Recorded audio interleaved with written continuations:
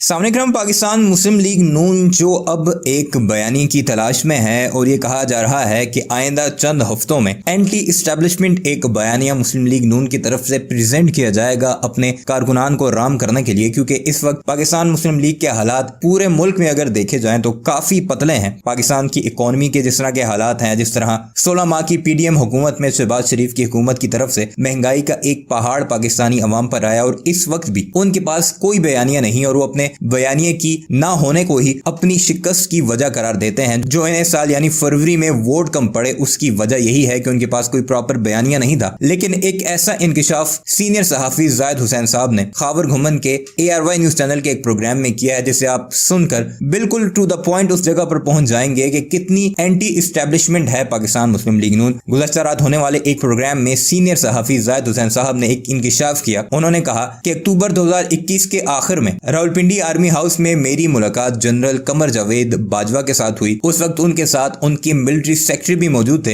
एक काफी लंबी 4-5 घंटों पर मुश्तमिल ये मुलाकात थी, जिसमें उन्होंने चंद वाकयात भी बताए और ये इंकिशाफ उनके सामने आया कि जब नवाज शरीफ को पनामा केस में नाअहल किया गया तो नून लीग के मुख्तलिफ रहनुमा उनके पास आते थे और अपनी तजावीज पेश करते थे कि किसको वज़ीर-ए-आज़म बनाना है। सबसे पहले यहीं पर ही आप अंदाजा लगाइए कि उस वक्त के आर्मी चीफ, जिसको वो ये समझते थे कि उनकी वजह से नवाज शरीफ नाअहल हो रहे हैं, उन्हीं के पास जा जाकर उन्हें तजावीज पेश की जाती थी कि किसको पाकिस्तान का नवाज शरीफ के नाअहल होने के बाद वज़ीर-ए-आज़म बनाया जाए। जनरल बाजवा का कहना था कि एक दफा इसहाक डार उनके पास आए, जो इस वक्त पाकिस्तान के डिप्टी प्राइम मिनिस्टर हैं, यानी शोक चेक कीजिएगा उनके, वो उनके पास आए और उन्हें कहा कि किसी न किसी को तो वज़ीर-ए-आज़म बनना है, तो मेरे बारे में आपका क्या ख्याल है। यानी नून लीग का एक लीडर अपने कायद की नाअहली के बाद उस वक्त के आर्मी चीफ, जिन्हें वो ये समझते हैं कि उन्होंने पनामा की वजह से नवाज शरीफ को नाअहल करवाया, वो उसी आर्मी चीफ से ये कहता है मेरे बारे में आपका क्या ख्याल है। जिस पर जनरल बाजवा ने कहा कि मैंने उन्हें कहा कि ये तो PMLN का फैसला है कि किसको वज़ीर-ए-आज़म बनाना चाहिए, वैसे भी आप तो सेनेटर हैं, आप कैसे वज़ीर-ए-आज़म बन सकते हैं। तो उस पर इसहाक डार का जवाब मुलाहिजा कीजिए। इसहाक डार का